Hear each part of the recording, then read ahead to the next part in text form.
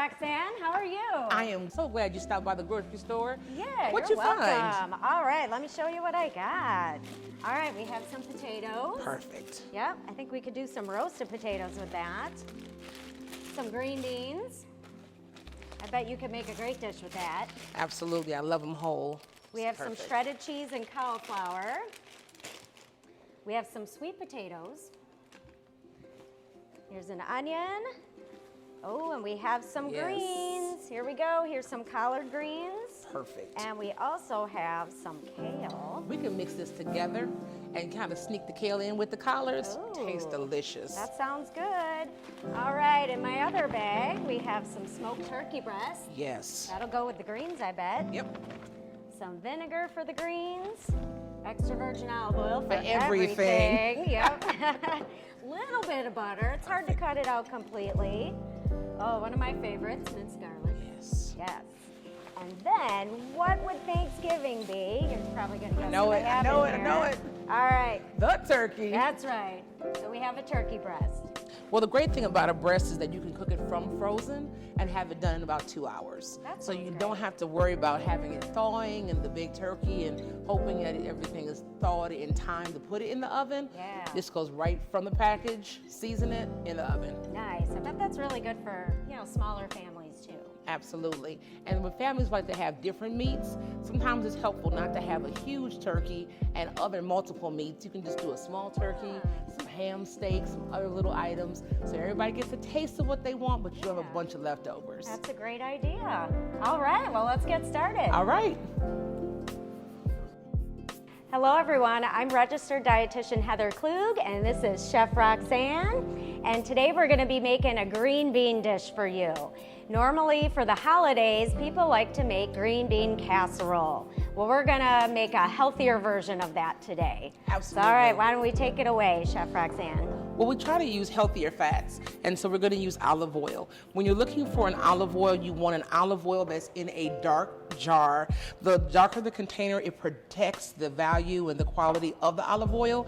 So you don't want an olive oil that's in a clear jar. Try to find one that's in a darker container.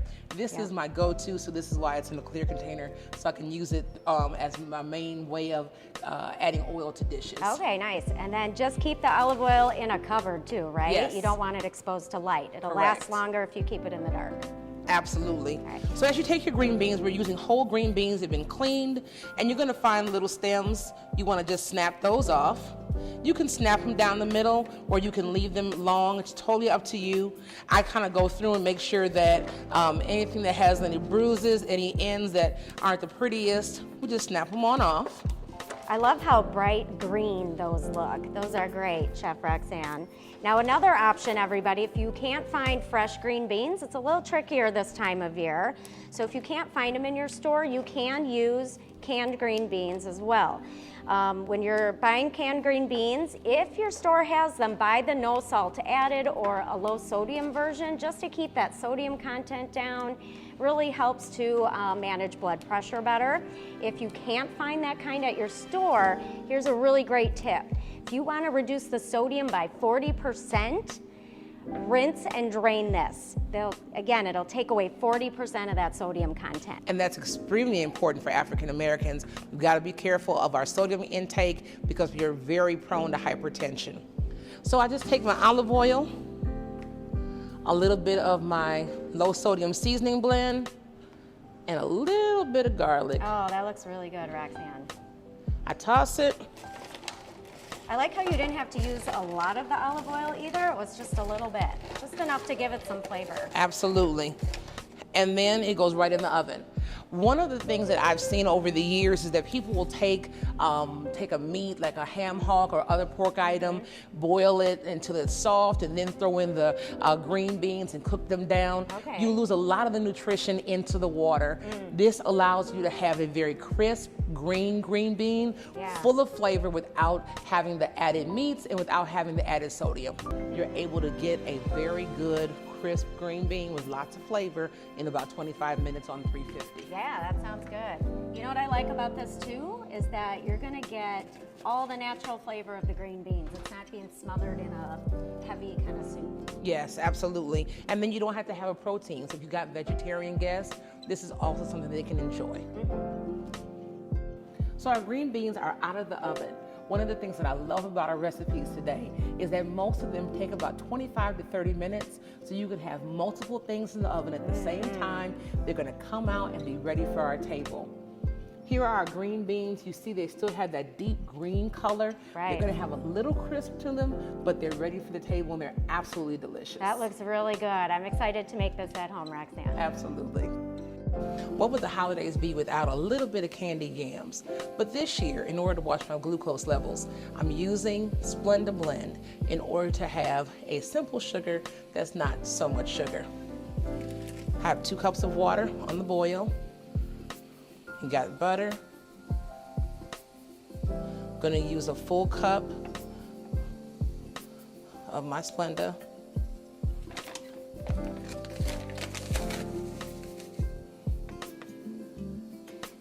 And 2 tablespoons of your best vanilla. Let that butter just melt down, and it's going to thicken up just like a traditional simple sugar would. And you'd be able to use this amount over about 4 to 5 pounds of candied yams, so a full roaster size.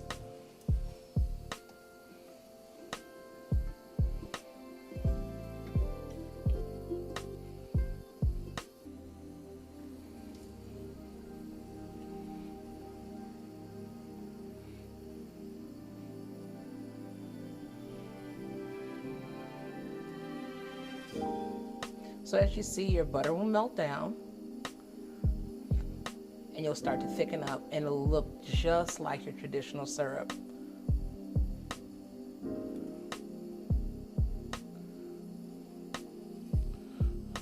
Sweet potatoes here are a powerhouse of nutrients.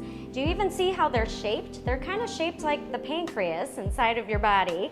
And what that means is that the type of fiber that's in these sweet potatoes digests really slowly. It doesn't cause quite a big release of insulin, okay? Which means it's gonna help keep your blood sugar levels a little more steady. Besides that, these sweet potatoes also contain really high amounts of vitamin A, vitamin C, some folic acid, and then a really important mineral called potassium. The potassium in sweet potatoes is really helpful in lowering blood pressure. Most of us know we're supposed to keep sodium content down because sodium raises blood pressure. But what's helpful, in addition to keeping sodium down, is to keep the potassium high. So by eating things like sweet potatoes on a regular basis, you'll be making sure you get enough potassium. Now for this dish, if you cannot find fresh sweet potatoes like these, you could consider getting canned sweet potatoes. Now normally sweet potatoes in a can come with a lot of heavy syrup. So there's a new version out now that uses Splenda in there, which is a sugar alternative. It's gonna help keep the overall sugar content down. What I love about this dish is that it's so simple. You simply take your washed sweet potato, put it in water, just enough water to cover it, and you're gonna boil it until a knife can go easily in and back out. With the skin on? With the skin on. That's how you know that it's gonna be done. When it comes out, let it cool a little bit, and then you're gonna be able to slice straight down. The skin's gonna peel off. It'll save you a ton of time compared to peeling first and then boiling it. When you leave the skin on, you're also gonna get additional nutrients, and you won't lose as much in terms of nutrients in the boiling process. Okay. So leave the skin on, boil them, and then after you peel them, cut them lengthwise, put them inside of your pan, and then use the simple sugar, bake it in the oven at 400 for about 20 minutes. Wow, that sounds really good, Roxanne. And it won't take long because remember, your potatoes are already done when you put them in the oven. So you're just trying to get everything caramelized, a nice brown and bubbly. Has a wonderful, beautiful orange color too. This looks really good. We didn't lose the nutrients. Whenever your vegetable has a different color, it's more, it looks depleted, that means you lost the nutrients along the way. So you want your greens to be green, your oranges to be orange, your yellows to be yellow. Right. So that's a great sign that we've kept the nutrients inside of our dish. Heather, this year we're gonna do roasted potatoes instead of mashed potatoes. Now I love mashed potatoes, but unfortunately, once you start doing mashed potatoes, you're committing to extra layers of flavor, which usually come in the form of butter. And salts and heavy cream. And so this is a great way to put a potato on the table where there's lots of flavor without adding all of the other things that make it not the best dish for you. Right, I love it. And this is one of my favorite dishes of all time. So I'm excited to see how you make it. Awesome. So we take a baby potato, just small. We've washed them, cut it in half, and then half again. That's it. Easy. That's that simple. Keep the skin on, everybody, right? Yes. That keeps the fiber. You want the fiber, you want those nutrients. So once you've cut up your potatoes, you're gonna use that olive oil again. That's that healthy fat. Right. I season this with rosemary, thyme, a little bit of sage, and some seasoning, a little bit of kosher salt. Okay. Just a little bit to add your flavor, but it's a wonderful way to have a great presentation. You can use a yellow potato, a red potato, or a variety. This is gonna go into the oven on 400 for about 25 minutes.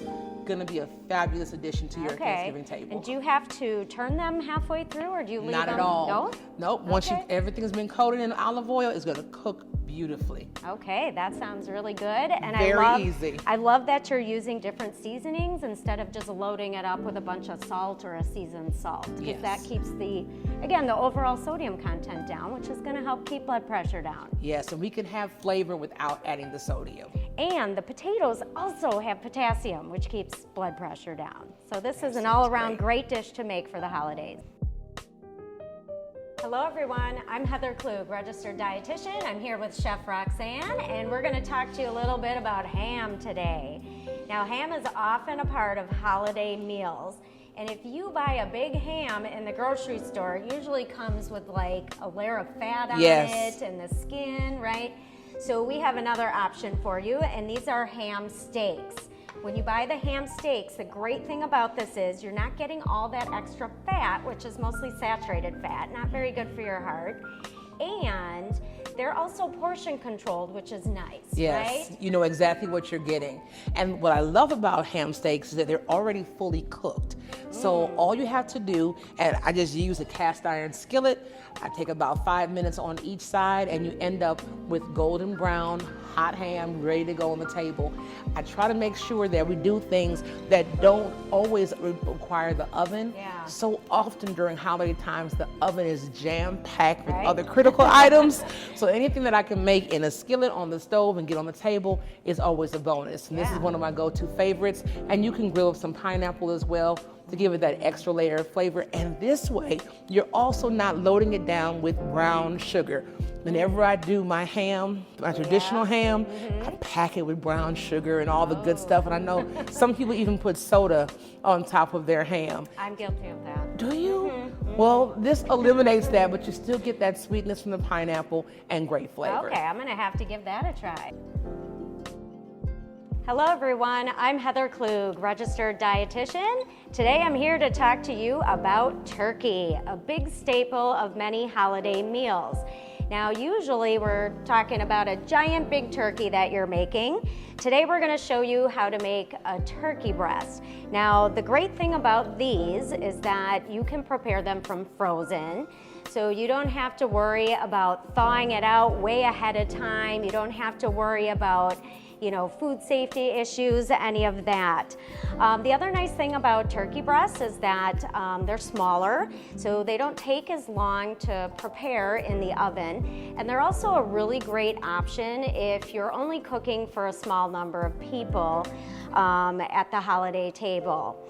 The other great thing about turkey breast, if we compare it to things like ham, turkey is going to be a lot lower in sodium compared to ham. which means it's a great source of protein like ham, but without all that sodium, it's gonna help keep that blood pressure down, and it's a little bit leaner as well. So there's less saturated fat. That means it's also healthier for your heart. One of my favorite things about using the turkey breast is how simple it is. There's literally no major prep. You open the pack, you're gonna wash it, and then we're gonna use the olive oil again and use our seasoning blend and put it right in the oven, 2.5 hours on 350, and you're done. Use a food thermometer to make sure it's safe. Now, when you open this, you're gonna see this free container of gravy. Don't use it. It is a salt bomb. You don't wanna mess up all the good work that you're doing with the other dishes by putting on that particular gravy. We can do a low sodium gravy, but this, the one that's included, generally has a lot of sodium. Yeah. Just throw it out, right? Throw it out. You don't do not even need use it. Just go ahead and cook your turkey. Chef Roxanne is going to show us what to do with this turkey breast now, but before we do that, we wanted to talk a moment about the gravy packet. Right. We just looked at the food label on here and calculated that there's about 1,600 milligrams of sodium in one of these babies, which means that's a whole day's worth of sodium, you guys. So Don't use it. We're just throwing that out. All right, so what do we do with this turkey breast? This turkey breast is boneless. There's no bones to worry about. There's a little net that kind of holds it all together. Take the net off. Use olive oil. And then take your seasoning. And again, this is low sodium. So I'm not adding a lot of salt, although I'm going to get the flavor. So if somebody didn't have a seasoning mix like this, what else could they use maybe? They could use a, depends on what they like, garlic powder, celery powder, they could use onion powder, but the key is powder. Too often people do seasoned salt, celery salt, garlic salt, and when you have 3 and 4 layers of salt, you've taken the sodium layer to unhealthy levels. Right, and that's a real easy switch everyone can make. If you have garlic salt, onion salt at home, toss those things out. Yes. Buy the garlic powder, onion powder. You'll still get all the flavor, which is really great. You just won't get all that sodium. And it helps to keep your blood pressure down. So you want to treat it just like you would a barbecue rub. Get all the way around, you get a nice brown color. It goes into the oven. This is frozen, so it's going to go for about 2 to 2.5 hours. Again, nothing to do. If you want to use a turkey bag, you can put it in a turkey bag and it will just kind of self-baste. I don't have to turn it, touch it, anything. Does it have to be covered? You can do it covered or you can do it just as is. It'll roast. You get a deeper color with no aluminum foil over it. But if you want to make sure you have a lot of juice to put maybe vegetables around it, then go ahead and cover it. Okay, sounds good. For many of you, macaroni and cheese is maybe a staple for the holidays, right? Absolutely. Yeah, but Chef Roxanne's gonna make a healthier version for us using cauliflower, you guys. I can't wait to see what this is gonna be like. It is wonderful. Let me just tell you, I was not going to be convinced that this was going to be any good. So I really made it because I said, there's no way in the world I'm going to love cauliflower mac and cheese, but I promise you it is better than the pasta version. Yeah. You're going to take your frozen steamable bag, something very simple. These are about $1 at the store. So you take this and put it in the microwave, follow the instructions, 3 to 5 minutes, depending on your microwave. You'll be steamed up, both bags. You'll take it and you're going to dice it into very bite-sized pieces like elbow noodles would look. So the smaller you dice it, the more it's going to really have a mouth feel like traditional mac and cheese. Then you're going to make the sauce using heavy cream, butter, and your favorite cheeses. You can use 1 cheese, you can use 3. Multiple, whatever works for you. Get some different flavors, You'll pour it right on top and you'll bake it just as you would a traditional mac and cheese.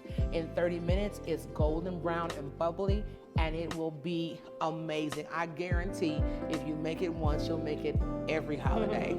Well, and I love that you're using cauliflower for this dish, right? Because normal mac and cheese, you're using lots of noodles. Lots of noodles. Which means lots of carbs.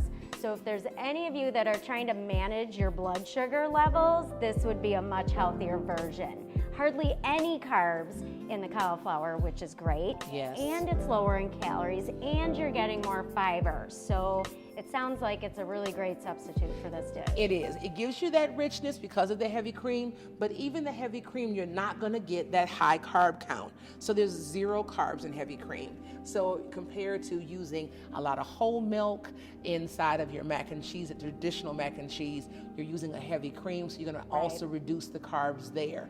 So you're not going to get as much of that carb load, but you still get that flavor. You don't have to give up flavor in order to get better health.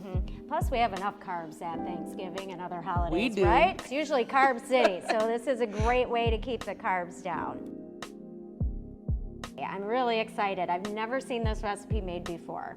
It is wonderful, and we also have some kale. So we're gonna slide some kale in. A lot of times people are a little bit nervous about kale. Kale can be bitter, but this is a great way to introduce kale in a very non-threatening way that's full of taste and flavor. We're going to use the smoked turkey wings instead of using the ham hocks and some of the other fattier pork options. So I take the smoked turkey wings. Now I like to clean them, and I know there are people who are like, well, there's nothing wrong with them. Nothing's wrong with them, but there's a lot of sodium, so just getting a little bit of that off is great. You can hand me that pot. Yeah. You want to put your turkey wings right at the bottom of that pot, and you generally need about 2 pounds. One good package, more than enough, for about 5 to 6 pounds of greens. Now, if you've ever made greens, I promise you, it's like they evaporate as you cook them, just like spinach does. Okay. And so you need a lot of greens in order to be able to feed a lot of people. So you're gonna take the smoked turkey and you're gonna cover it with water. And you're gonna let it boil probably an hour, hour and a half, until it's so tender it just falls apart. So I'm gonna, it's boiled, you take it out, allow it to cool a little bit, remove that skin and just take the inside meat. Put that to the side, and then we're gonna use that same water and add our greens. Okay. Sounds good. Now these are beautiful collard greens. You did a great job picking these Thank out. So you're gonna see a whole leaf. That leaf looks very healthy. There's not a lot of damage to the edges. These have been washed. You're gonna make sure that you've washed them thoroughly. They grow outside, so they gotta be cleaned. In between, right? Absolutely, you gotta watch that. Leaves. You want to make sure there's no bugs, because sometimes you can get a little friend that wants to ride along. Not a thing. So you want to check the front and back. And then you have the stem. Some people use the stem, some people cut it off. I take about 1 inch off the bottom, but I definitely like to keep a lot of that flowing because you got a lot of nutrients there. So I layer. Oh, so you do a few at a time. Yes, you can do a large stack at a time. But you want to keep the ends together. Okay. Now I love that you're using greens in this recipe. Greens are like a superfood, you guys, okay? They are loaded with so many vitamins and minerals, it's crazy. They've got vitamin A, vitamin C, they've got vitamin K, and they've got all these great minerals in them. They're like a triple whammy, really, when it comes to lowering blood pressure, because they have potassium, magnesium, and calcium in them. Wow. So those 3 minerals help lower blood pressure, right? We talked about that in other videos. Sodium raises blood pressure, but if we get in enough of these other healthy minerals, the potassium, magnesium, and calcium will lower blood pressure. Wonderful. So the greens are a great way to do that. So you've got them lined up, and take just 1 inch off the ends, because again, I don't want to lose too many of those. Then you just roll it from the side. Now, I don't like huge pieces, so I tend to cut down and then just cut straight down. Nice. And you're gonna put these to the side because you're not going to introduce the greens until after you've had the turkey out and you've got all that water. It's gonna have a little oil on it from the fat. It's gonna be brown in color, so you're gonna know there's definitely full of flavor, and then you're going to add your greens. Now, some people take their water and just use it to cover the greens. I like to add broth. Something like this, right? Yes. Okay. I use the low sodium version so that I don't get as much sodium, but I do get so much flavor. So I use 1 to 2 containers of that broth over the greens and just let them cook down to their tender. Add a little bit of vinegar, a touch of sugar, a tablespoon, nothing dramatic. Okay. And then they're gonna be flavorful and wonderful. And there's our finished greens. Oh, those look really good. They were so good. And you can spice them up how you want to. Pepper flakes, a little bit of kosher salt, but I have found that I don't need to add any salt whatsoever because I'm getting salt from that turkey and I'm already getting salt from the chicken broth. Okay. And you're kind of getting a nice chicken flavor from that too, more so than the sodium, right? Yes, you want the flavor. So when you're doing the kale, it's the same process. There's not as much to roll because the leaves aren't as large, but you're gonna look both sides, make sure they're all cleaned off. Those you really have to make sure you clean, right? Yes. Those get really dirty. Look all the way through them, clean them. I like to soak mine. I use a little bit of baking soda and again that vinegar, and just let it sit so that they get a chance to really get some of that dirt off. I do that for my potatoes and most of my vegetables. Rather than use a chemical-based veggie cleaner, just kind of use the baking soda and vinegar to clean them off. Okay, and then how do you cut these? When we take those, it's gonna be very much the same thing. I'm gonna start from the head of these and just go straight down. Oh, that's real easy. And then that way I'll know where I want to stop. I don't want to include as many of the stems for kale because they're so bitter to start with. This stem is even more bitter. So I don't want to include as much. I want to get more of the head for kale. And so all that together is going to come together with a great flavor. And for people who don't like kale, it's a great way kind of to sneak it in and they won't even notice. It's just a fabulous way to get greens to the table. Yeah, kale is a little on the bitter side, right? So it takes a little getting used to. I like how you add just a touch of sugar to that because it helps to offset the bitterness. But by it being a little bit, you're not going overboard. There's not going to be too many carbs. It will not be sweet to the taste, and that vinegar is also going to break up some of that bitterness. It's going to give a real depth of flavor, and some people add the hot sauce in different pieces. And remember, that's also adding sodium. So you don't want to put a lot of salt in the preparation and then add to that things like hot sauce. Probably better to add it at the end, right? Where you're really going to taste it. Definitely. Well, that sounds really good. It's a great way to get those vegetables, and I like to use this. The greens work so well in so many ways. You can use it not only for that particular day, they're great frozen. I also save the juice, or what we call pot liquor. And so the juice I put into a sterilized jar, and I use it as a soup starter. So later on, instead of having something that's very heavy in sodium, I can get the green juice, the pot liquor, and be able to add some vegetables and have a really good healthy soup using some of those same nutrients. Right, yeah.